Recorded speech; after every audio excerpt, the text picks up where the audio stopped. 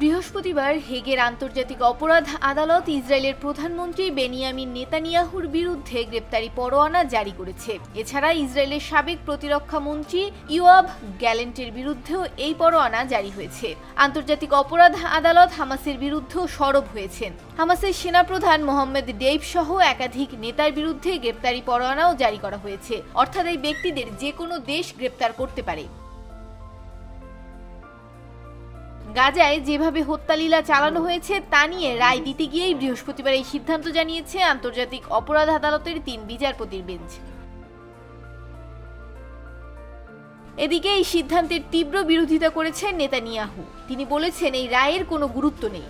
তিনি একে ইহুদি বিদ্বেষ রায় বলে দাবি করেছেন। সাবেক প্রতিরক্ষামন্ত্রী গ্লায়েন্ট বলেছেন, হেগের আদালতের এই বিচার স্মৃতিতে থেকে যাবে। ইসরায়েল রাষ্ট্র হত্যাকারী হামাস নেতাদের এই রায় একই আসনে বসিয়েছেন। এই রায় হামাসের সহিংসতাকে সমর্থন করছে। তারা যেভাবে শিশুদের হত্যা করেছে, নারীদের নির্যাতন করেছে, বৃদ্ধদের বিছানা থেকে তুলে নিয়ে গেছে, তার সমর্থন পেল এই রায়ে। গ্যালেন্টের বক্তব্য, এই রায় আত্মরক্ষার অধিকারকে মর্যাদা দেয়নি। এদিকে কানাডার প্রধানমন্ত্রী জাস্টিন ট্রুডো জানিয়েছেন তিনি এই রায়কে সম্মান জানাবেন। টেলিভিশনের একটি সাক্ষাৎকারে ট্রুডোকে এ বিষয়ে প্রশ্ন করা হয়েছিল। কানাডার প্রধানমন্ত্রী জানিয়েছেন আন্তর্জাতিক আদালতের রায়কে তিনি সম্মান জানাবেন, কারণ কানাডা আন্তর্জাতিক আইন মানতে দায়বদ্ধ। যুক্তরাজ্যের এক মুখপাত্রও জানিয়েছেন তারাও আন্তর্জাতিক আইন ও আদালতকে সম্মান করেন। তবে নেতানিয়াহুর গ্রেপ্তারি পরোয়ানা যুক্তরাজ্য গ্রহণ করেছে কিনা তা স্পষ্ট করা হয়নি।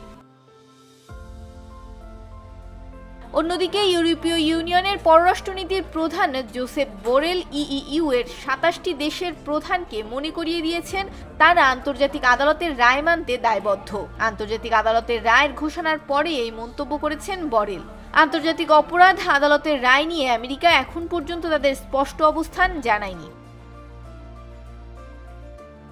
ডেস্ক রিপোর্ট, ভোরের পাতা।